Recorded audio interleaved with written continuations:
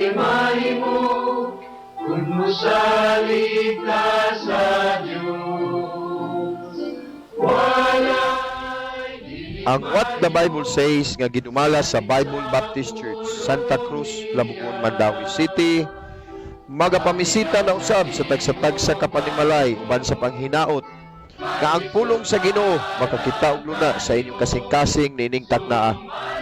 Sulod sa 30 minutos, ako makikauban kaninyo ug magahisgot sa yanong plano sa Dios sa dakong kaluwasan sa atong mga kalag nga hatag sa Dios. Kini si Pastor Rogelio Baladhay. Ang What the Bible Says, Labugon, Mandawi City nga gidumala ni Pastor Rogelio Baladhay. Mabati matag alas 5 hangtod sa alas 5:30 sa buntag. Adlawng Lunes hangtod sa Domingo ug alas 4 hangtod sa alas 5 sa hapon. Matag Sabado. Daghang salamat. Sa kini ang DYKC Sai 75 ang inyong radyo Rumba. Balita, komentaryo o kalingawan. RPN Radio, RPN Tawag, Radyo Ronda Cebu, malit pa yung tanan. Member KBP.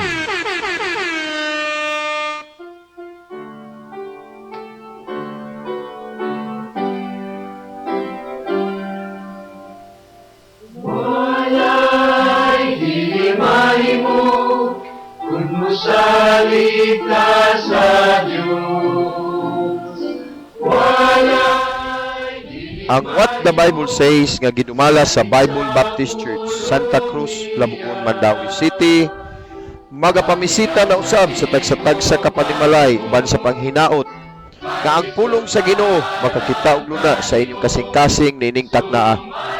Sulod sa 30 minutos, ako makikauban kaninyo ug magahisgot sa yanong plano sa Dios sa dakong kaluwasan sa atong mga kalag nga hatag sa Dios. Kini si Pastor Rogelio Baladhay.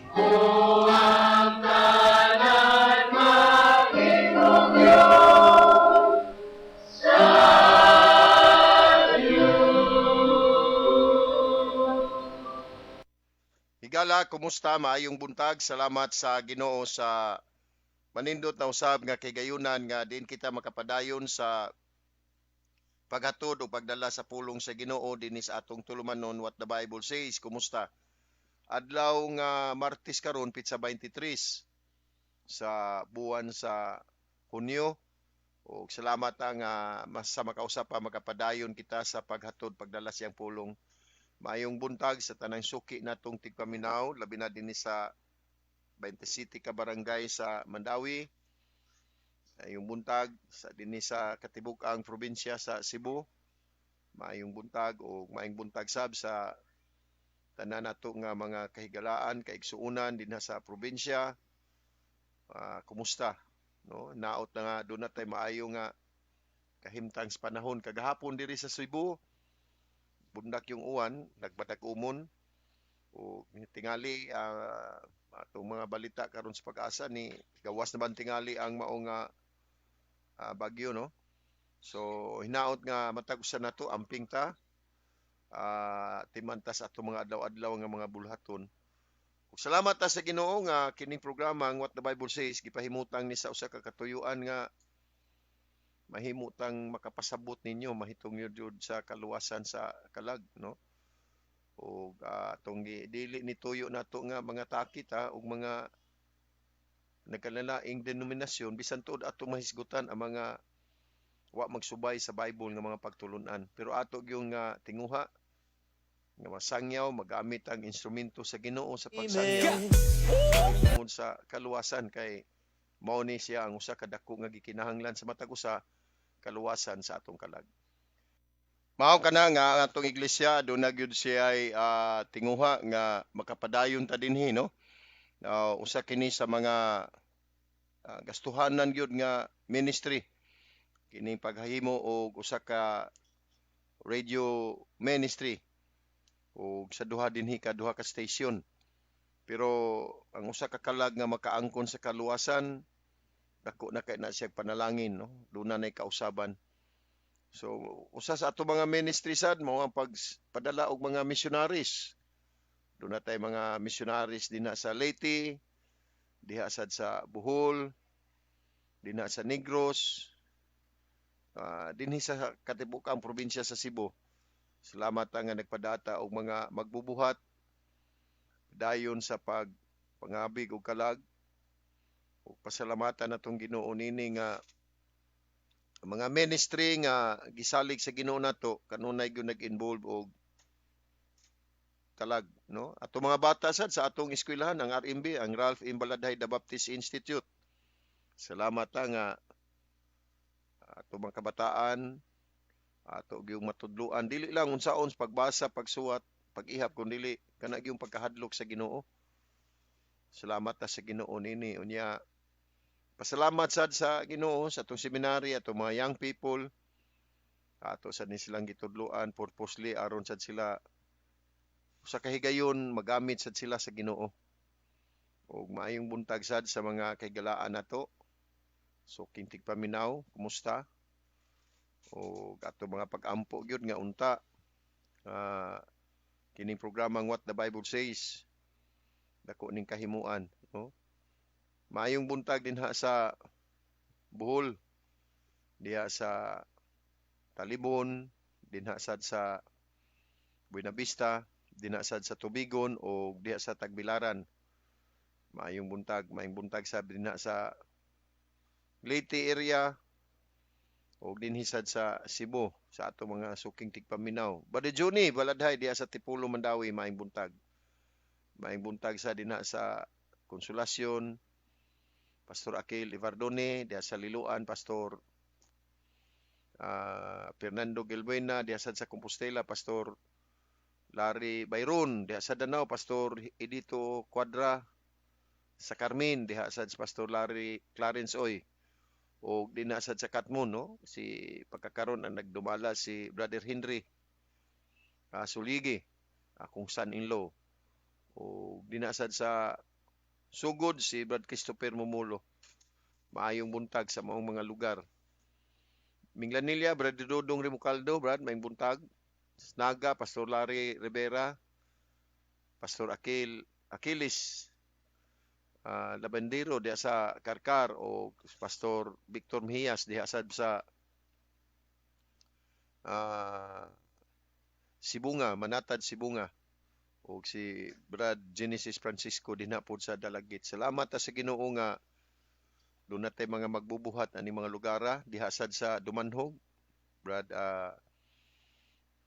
Jumar Lubiugo, sa Toledo Magdugo, Brother kining Erlasan. Maayong buntag yun sa tanan nga mga kaigsuonan kalipay nato. Kung doon na mo'y makaabot ka text, maka-text mo na to sa 0919-690-7230.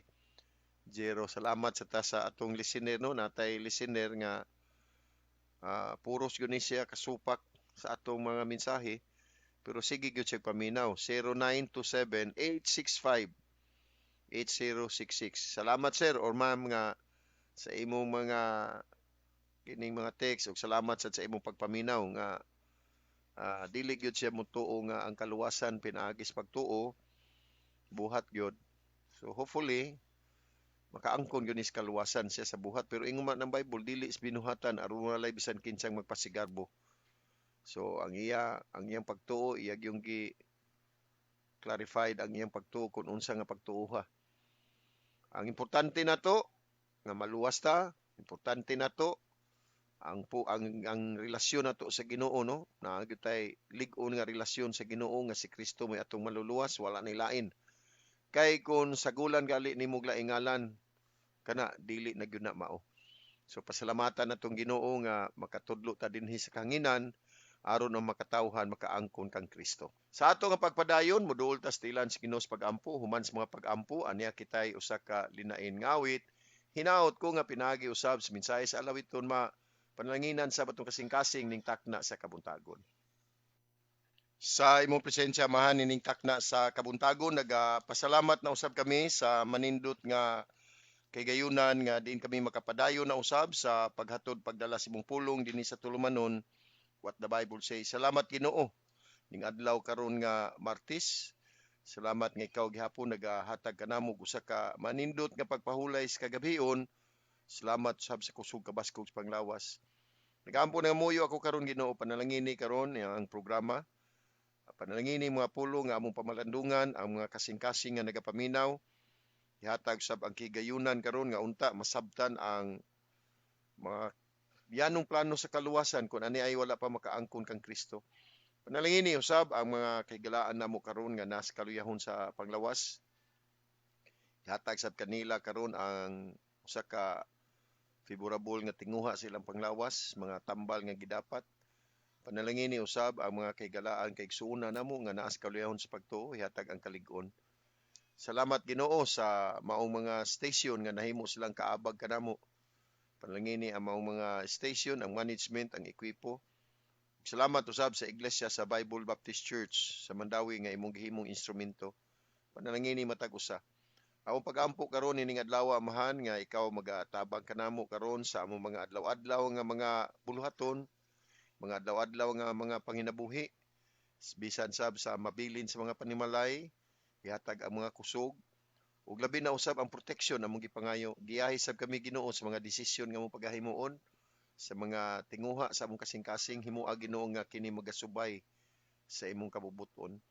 Salamat amahan ining adlaw karon og ako kining giampo ang tanan sa ngalan ni Kristo among Ginoo ug manluluwas. Amen.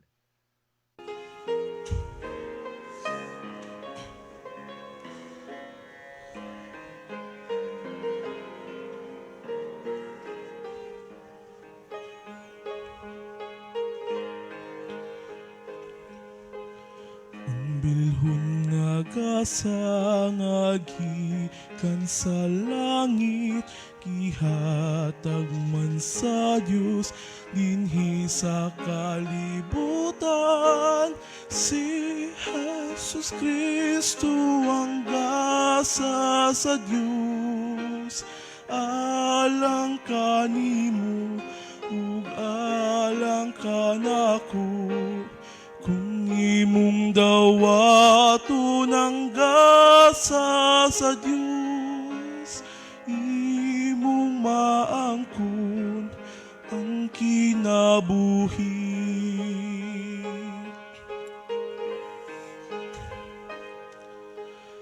Ang bilhon nga gasa, bayad man nga hingpit sa mga salata, aron dili silutan. Si Jesus Kristo ang gasa sa Dios, alang kanimo ug alang kanako.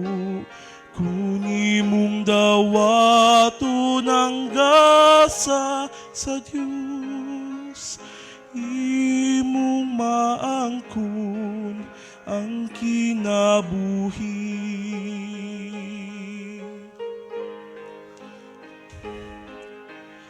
Kinahanglan nga daygon ug pasalamatan ang gasa man sa Dios, alang sa kaluwasan. Si Jesus Kristo ang gasa sa Dios, alang kanimo ug alang kanako. Kung imong dawaton ang gasa sa Dios, imong maangkon ang kinabuhi.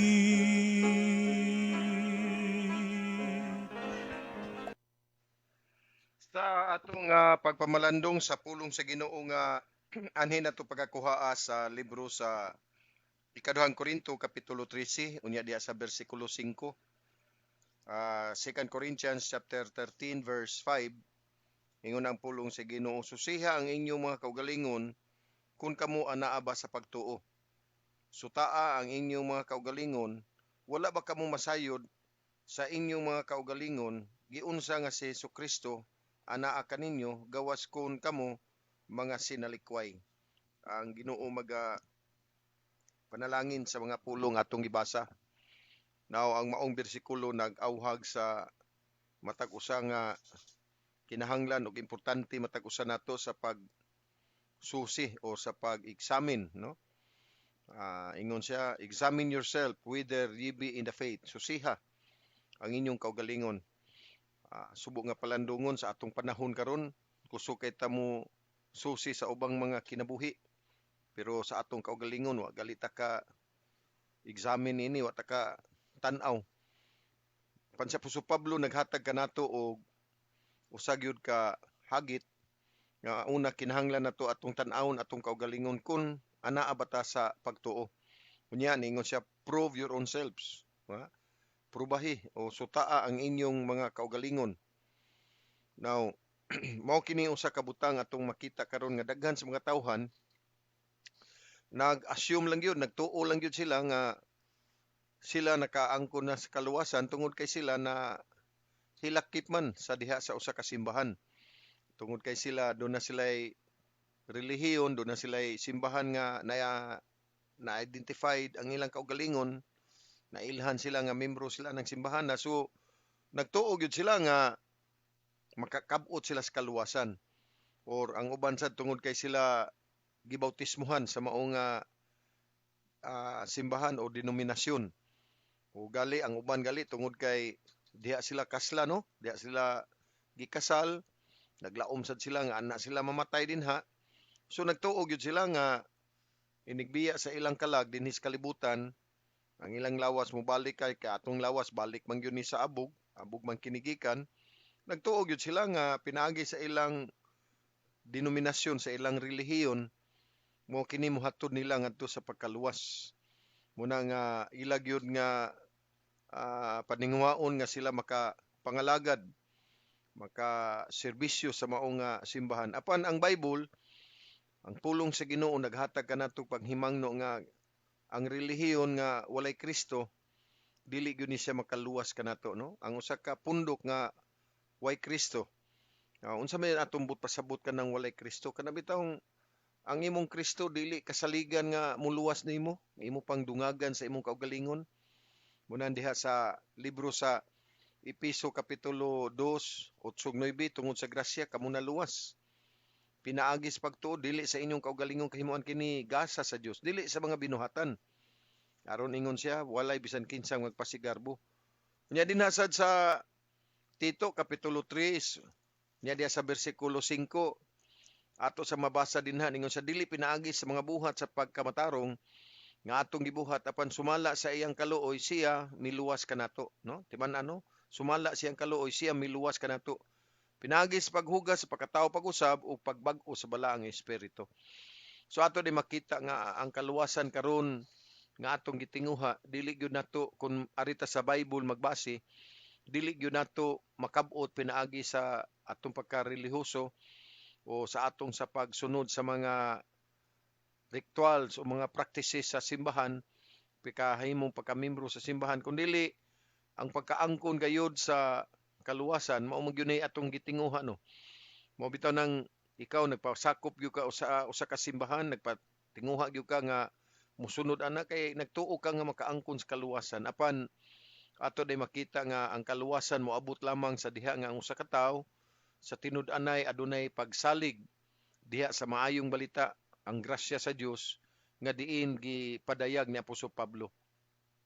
Na dunay mga butang nga atong hatagan karon sa pagtagad nining kabuntagon nga magahatag kanato sa pagpahimangno nga ang atong relihiyon kung wa nay Ginoo, kung wa nay tinuod nga Kristo, dili gyud na maghatod kanato sa kaluwasan. Now gipahimangnoan ba yata sa Biblia nga aduna say mini nga Kristo? Mo nang kinahanglan susihon nato.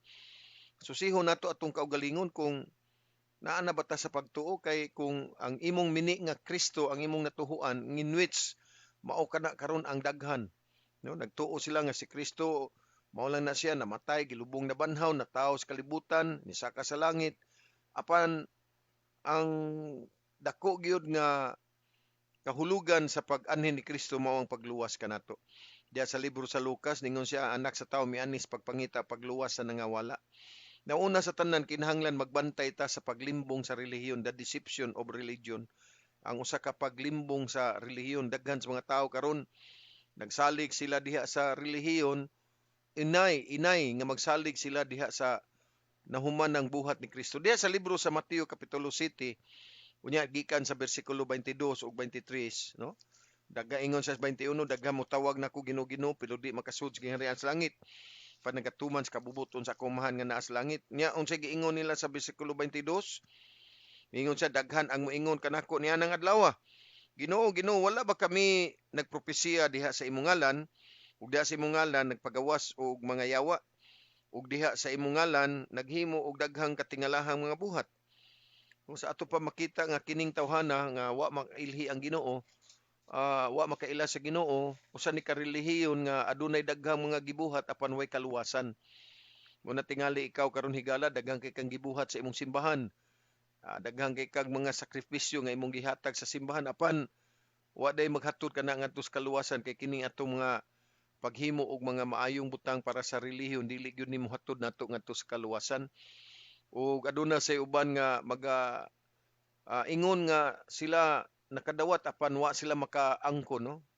Profession without possession. Mo igo lang mo ingon nga Kristohanon sila, no? Daghan sa mga tawo karon basta dili ka Muslim, dili ka Hindu, basta naa kay relihiyon, usa ka Kristohanon pero wa gyud makaangkon ni Kristo. Muna importante gyud higala ni Kristo nga ang dili lang kay igo ta nga musulti lang sa atong tumoy sa atong baba nga Kristohanon ta. Importanteng nakaangkon ba ta ni Kristo. Diya sa Tito kapitulo 1 o bersikulo 16, nagingon siya, sila nagpahayag nga sila nakaila sa Dios apan diha sa mga buhat gilumod nila siya ingon nga dulumtanan og dili masinugtanon ug ngadto sa matag maayong buhat sinalikway. Sa ato pa sila nag-ingon, sa ato pa kutob lang nga ni profess.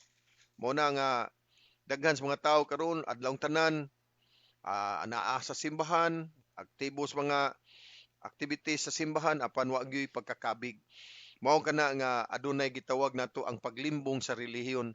Ang usa ka makuyaw nga mini nga pagsalig, no? The danger of false confidence. Ang usa ka sayop nga pagsalig diya sa libro sa Roma kapitulo 10 unya diya sa bersikulo 3, nagingon siya kay sila ingon nga mga ignorante sa pagkamatarong sa Dios ug nagapaningkamot sa pagtukod sa ilang kaugalingong pagkamatarong, wala ipailalom ang ilang kaugalingon ngadto sa pagkamatarong sa Dios, no? Sa ato pa mo ni usa ka kuyaw karon nga naghimo gyud maayo.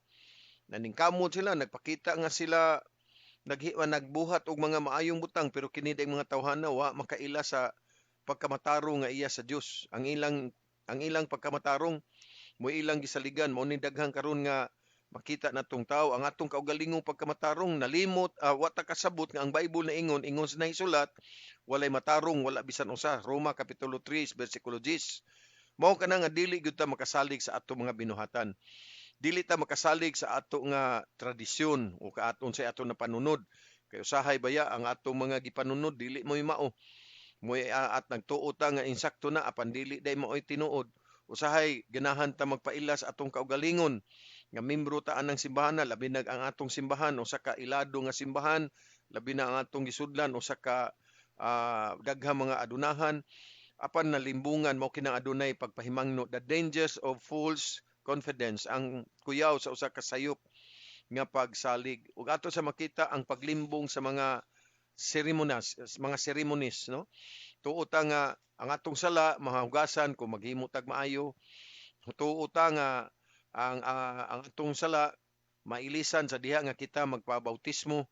Tuo ta nga kung sundon lang nato ang mga mando sa atong mga religious organization, kita makaangkon og kaluwasan. Mo ni gitawag og ang paglimbong sa mga seremonyas.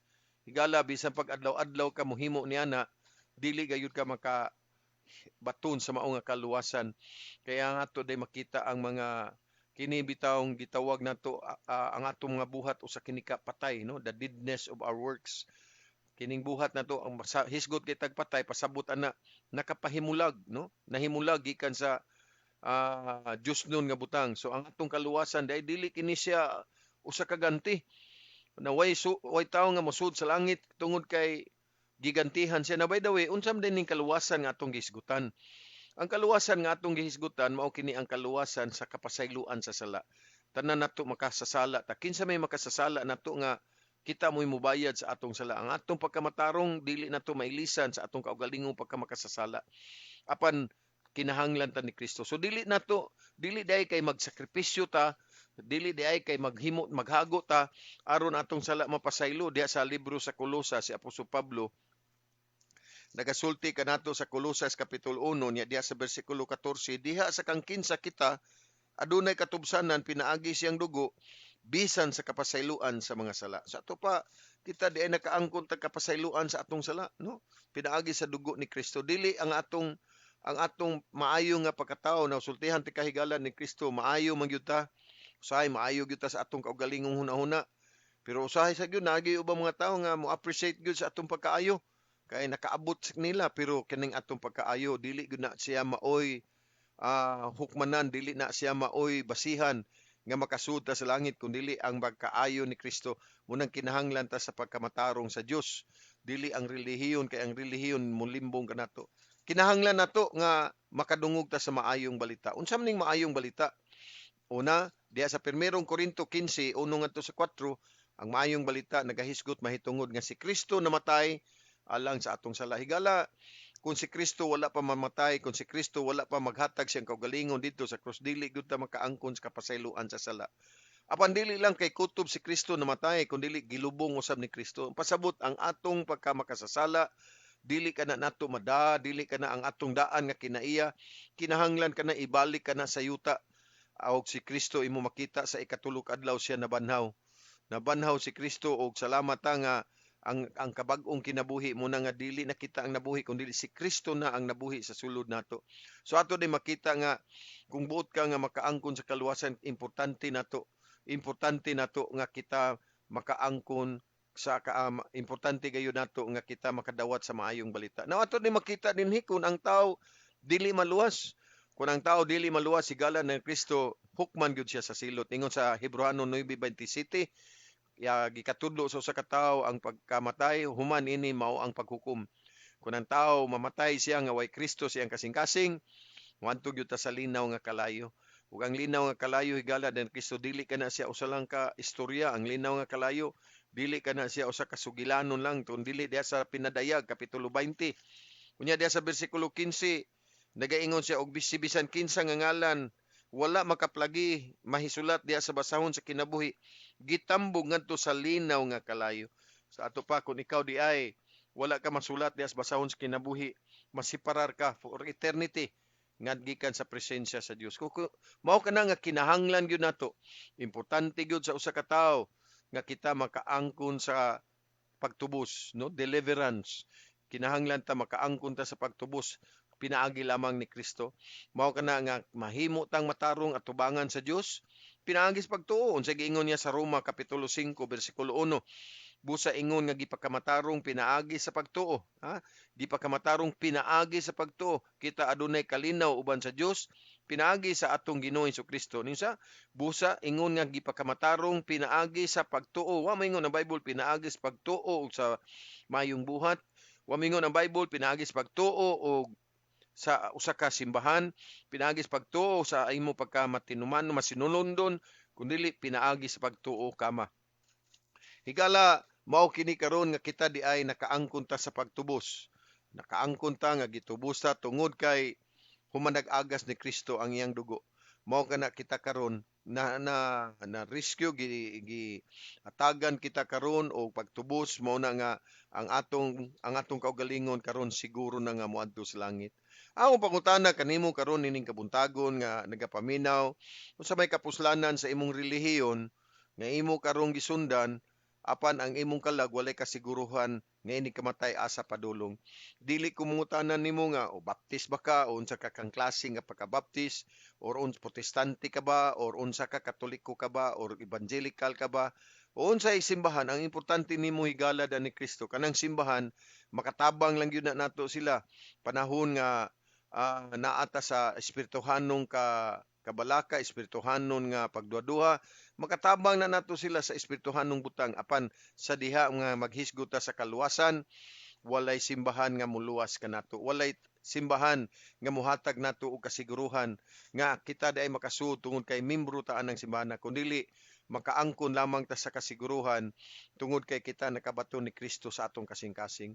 Higala nining kabuntagon karon, akong pag-imbitar kanimo, tuguti nga ikaw karon muduol ni Kristo. Ang kuna nga ikaw makasasala, dawata nga ang gibuhat ni Kristo didto sa cross mo kabayaran sa imong sala, ug sa diha nga ikaw makaangkon na sa kaluwasan, na magkakalipay kita kay kita gihatagan ng kahigayunan sa Ginoo nga mahimong iyang anak. Hinaot ko nga ang mga pulong ato nadunggan karon nining kabuntagon makapahiluna sa atong kasing-kasing. Balik ko manlawa sa pagpadayon na usab sa pagpamalandong sa pulong sa Ginoo hinumdumi. Bisag unsa kadako sa kalisod nga maabot sa imong kinabuhi, ang Ginoo nahigugma nimo.